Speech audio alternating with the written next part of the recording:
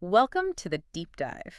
Today, we're tackling something really fundamental to how we approach life, how we learn things, mindset. Yeah, mindset. Specifically, we're going to explore the difference between what are called fixed and growth mindsets.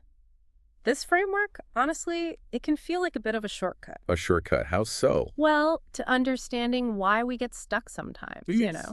and maybe how we can break free.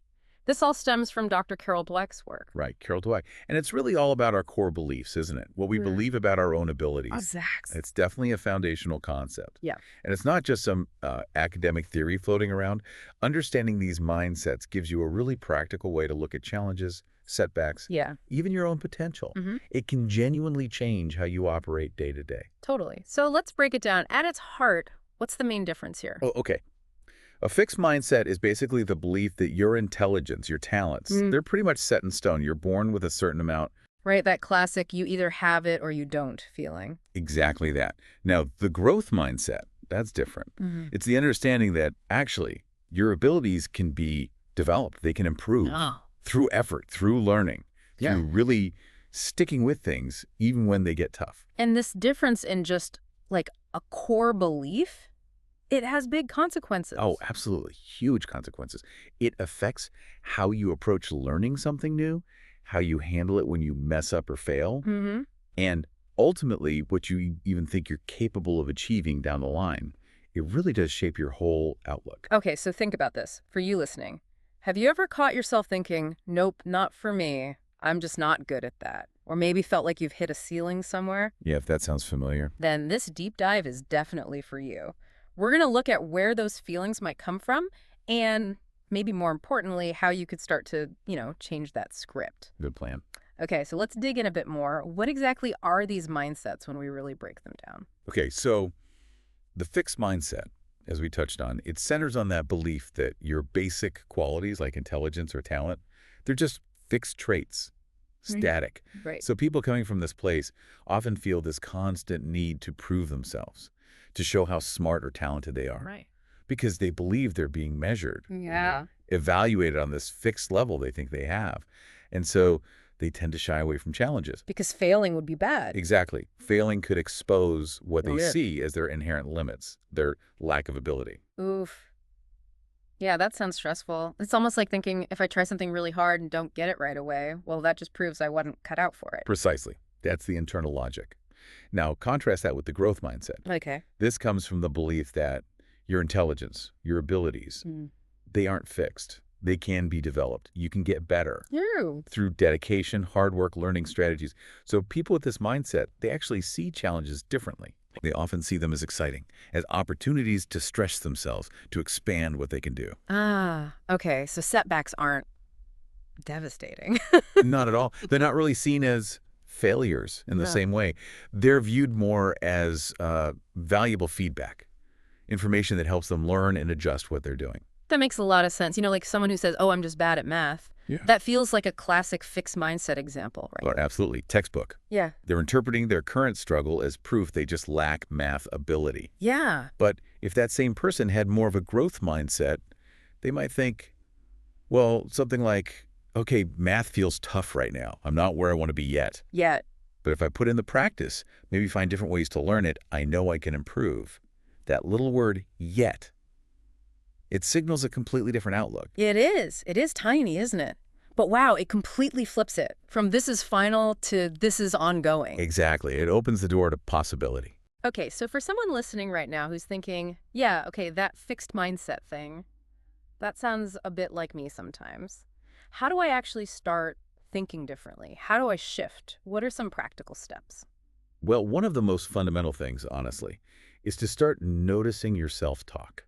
Become aware of that internal voice. The things we say to ourselves. Yep. And then actively work on changing it, the way you talk to yourself internally. It massively influences your beliefs about what you can and can't do. So when those automatic negative thoughts pop up, like, I can't do this, Yeah. we need to catch them.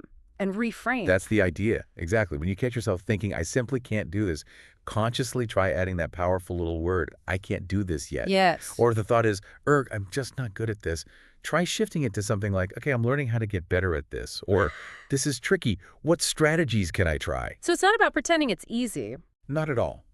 It's about acknowledging the difficulty, but framing it as a process, not a permanent state. These subtle language shifts, they really can reshape how you see your own potential over time. It's like, yeah, retraining your internal dialogue. Okay, that's one. What's another practical technique? Another key one is to consciously, actively embrace challenges. Mm-hmm. And importantly, to reframe how you view failures or mistakes. Okay, embrace challenges. That sounds counterintuitive if you're used to avoiding them. You can feel that way at first. But people with a strong growth mindset, they don't duck the difficult tasks. Often, they actually seek them out. Why on earth? Because they see those challenges precisely as the way to grow. That's where the learning happens. And when they inevitably hit bumps in the road, face setbacks, Which everyone does. which everyone does, they don't take it as, oh no, I'm inadequate. They interpret it as valuable information. Data to guide their next steps. Okay, that approach didn't work.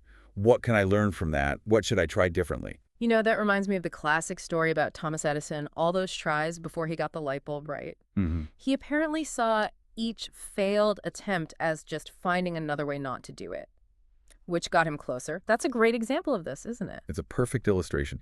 He essentially reframed every single failure as a necessary data point in the invention process. That is the essence of a growth mindset in action. Setbacks aren't roadblocks. They're stepping stones. Okay, stepping stones, not roadblocks. I like that. So embrace challenges, view failures as learning opportunities. What's the third technique? The third one is about where you place your praise and focus. It's about consciously praising the effort and the process someone uses, rather than just focusing on their innate talent or raw ability. Ah, okay. And this is important not just for ourselves, but how we talk to others too, like kids or people we manage. Absolutely. Hugely important in those interactions.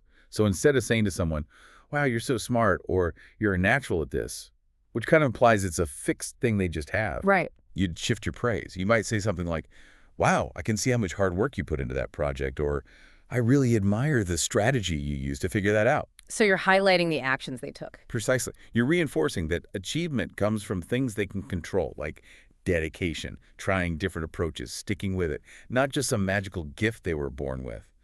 It encourages that focus on learning and continuous improvement. Got it. Focus on the journey, the effort, the strategies, not just the apparent talent or the final score. Okay, now I bet there are some common myths or misunderstandings about all this floating around. Oh, for sure. Happens with any popular idea. Let's try and bust a few of those, maybe rapid fire style. Sounds good. Let's do it. Yeah. Myth number one. People are either creative or they're not. It's just an inherent trait. And the fact? Fact is, creativity is much more like a skill. It can absolutely be developed through practice, learning techniques, exposing yourself to new ideas. It's not fixed. Okay. Myth number two. Having a growth mindset means you just have to be positive all the time, like relentlessly optimistic no matter what. Yeah, that's a common one. The reality growth mindset is about embracing learning, yes, and being resilient. But it's not about fake positivity or ignoring real difficulties. It's about believing you can improve through effort, even when things are frustrating or hard. It's about learning, not just happy thoughts. Right, not toxic positivity. Okay. Myth number three. Just praising kids all the time. Good job. You're great. Automatically builds their confidence. Nope, not quite. Indiscriminate praise isn't always helpful. What really builds robust, lasting confidence is praising the right things. Which are? Their effort, the strategies they tried, their persistence when it got tough. Praising the process, not just a fixed quality like smartness. That fosters resilience. Makes sense. Last one. Myth number four. Failure is bad. Avoid it at all costs because it means you're not good enough. Oh, definitely a myth. The reality is failure is, well, it's pretty much essential. It's an inevitable, crucial part of learning anything meaningful. So it's not bad. It's feedback. It's invaluable feedback that shows us what's not working so we can adjust and get better. Yeah. You can't really grow without experiencing setbacks. That's really helpful, clearing those up. Okay, so if you listening right now were to take just one thing away from this deep dive, one practical thing you could start using, like today. For me, it would have to be the simple but incredibly powerful act of adding that word yet. Yet. Yeah, just consciously adding yet to any statement of limitation you catch yourself making. Mm. When you hear that voice say, I can't do this, just tack on yet. I can't do this yet. It's so simple, but feels like it could change everything. It really can shift your perspective. Yeah. And building on that, Go on. the next time you feel stuck or frustrated by something difficult, try asking yourself this question. Okay, what can I actually learn from this? Not why am I failing, but what's the lesson here? Shift from judgment to curiosity. Exactly. These might seem like small mental shifts, but they're the seeds. They're the starting point for cultivating that more growth-oriented mindset. Mm. And over time, that can lead to really significant personal growth. Truly, it changes your relationship with challenges. Yeah, it changes your belief in your own capacity to, well, grow. Okay, so to kind of wrap this up, the big takeaway message here is that your abilities, your intelligence, they aren't like these rigid statues set in stone Yeah. forever. Yeah. They're much more like Play-Doh. Is that a silly analogy? Oh, I like it. Play-Doh's good. It's moldable. Exactly. Yeah. Your brain, your skills, they're moldable. They can be reshaped, expanded, developed through your efforts, through your experiences, through your willingness to learn and keep trying. Well said. Yeah. And maybe a final thought for everyone listening to consider. Yeah. Now that you have a clearer picture of this difference between fixed and growth mindsets, Yeah.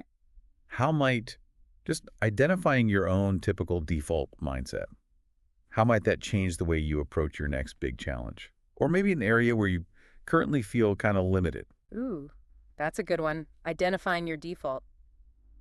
That's the first step, maybe. Could be. It's definitely something powerful to reflect on. Absolutely something to chew on. And who knows?